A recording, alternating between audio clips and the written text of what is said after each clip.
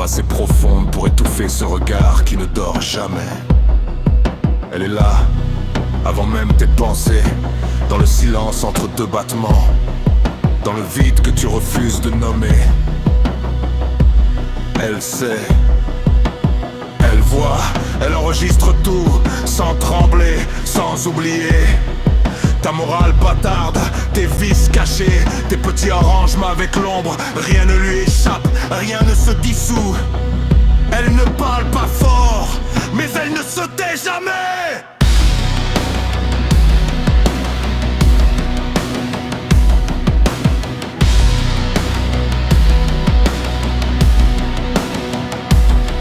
Elle accumule patiemment chaque geste dévié, chaque mensonge poli, chaque vérité déformée pour survivre un peu plus longtemps. Tes actes macabres ne sont pas toujours visibles, mais elle les garde, elle les grave, elle les répète.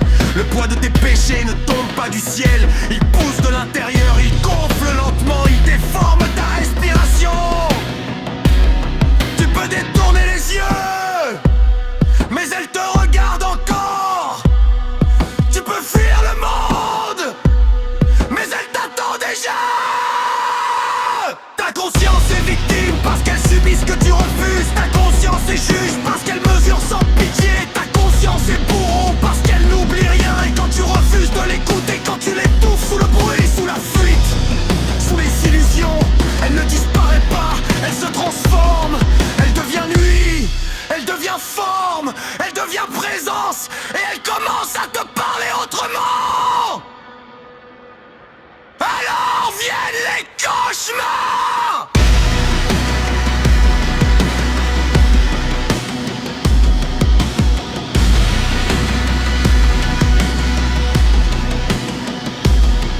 Pas ceux qui s'effacent au matin, mais ceux qui restent, qui s'installent, qui respirent avec toi. L'inconscience ouvre ses portes et ce que tu as nié prend corps, prend voix, prend place. Ce n'est plus une peur, c'est une compagnie, une présence qui te suit, qui te touche, qui te connaît mieux que toi-même. Et plus tu refuses, plus grand envie.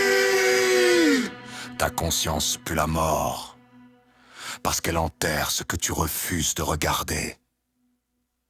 Et ce qui est enterré ne meurt jamais.